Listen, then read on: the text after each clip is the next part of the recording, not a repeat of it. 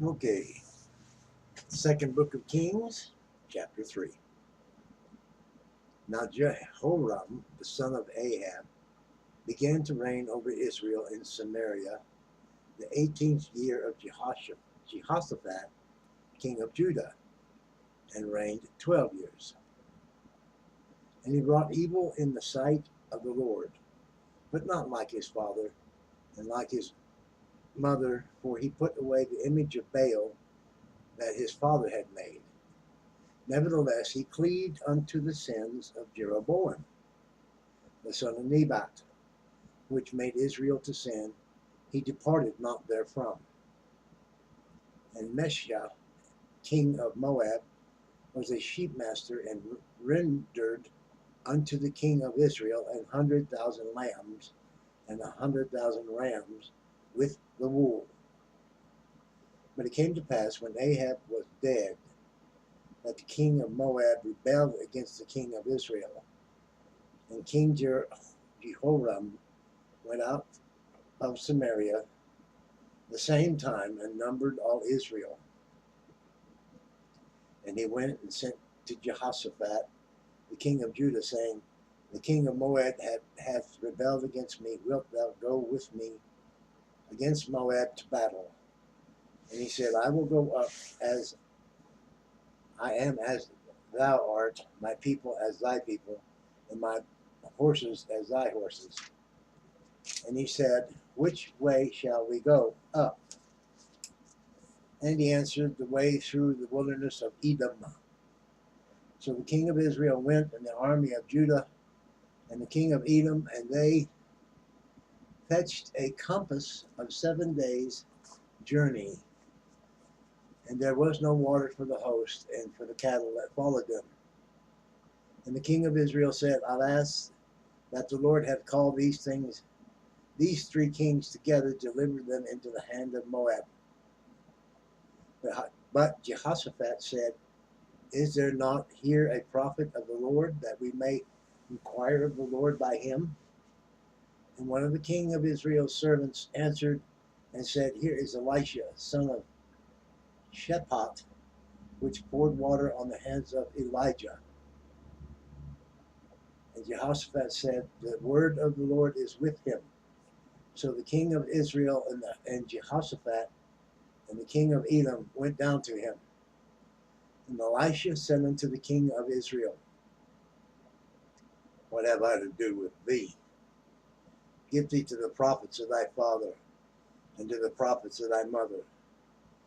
And the king of Israel said unto him, Nay, for the Lord hath called these three kings together to deliver them into the hand of Moab.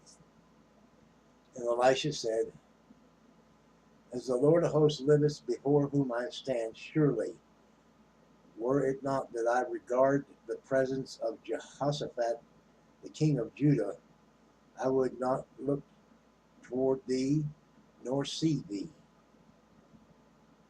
But now bring me a minstrel. And it came to pass, when the minstrel played, that the hand of the Lord came upon him. And he said, Thus saith the Lord, Make this valley full of ditches.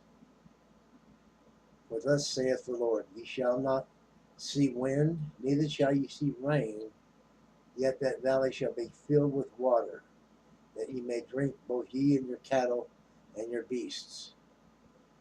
And this is but a light thing in the sight of the Lord. He will deliver the Moabites also into your hand.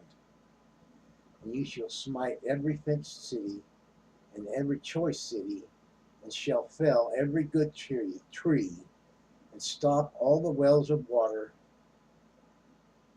and mar every good piece of land with stones. And it came to pass in the morning, when the meat offering was offered, that behold, there came water by the way of Edom, and the country was filled with water.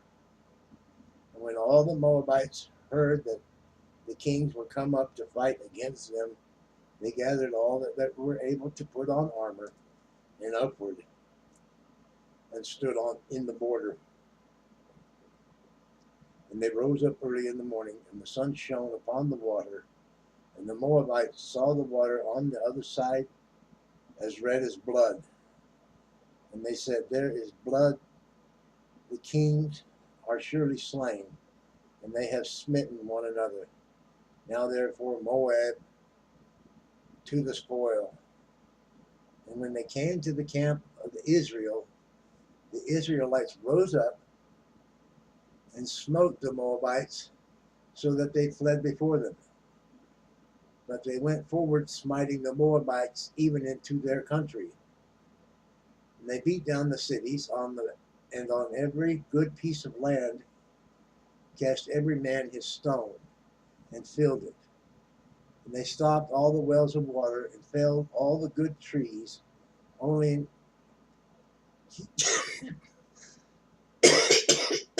excuse me, only in Kir Aseph left they the stores thereof. Howbeit the slingers went about it and smote it. And when the king of Moab saw that the battle was too sore for him, he took with him 700 men that drew swords to break through even unto the king of Edom, but they could not. Then he took his eldest son that should have reigned in his stead, and offered him for a burnt offering unto the wall, upon the wall. And there was great indignation against Israel, and they departed from him and returned to their own land.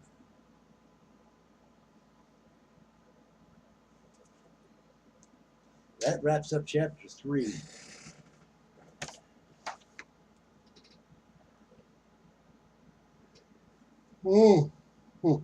Excuse me. It's weird. These stories. Nevertheless, feel free to like, share, comment, subscribe. Some of them really could use a comment, an opinion, something. But I'll leave that up to you guys. I just put it out there and let y'all say what you will. Think about it. Be good.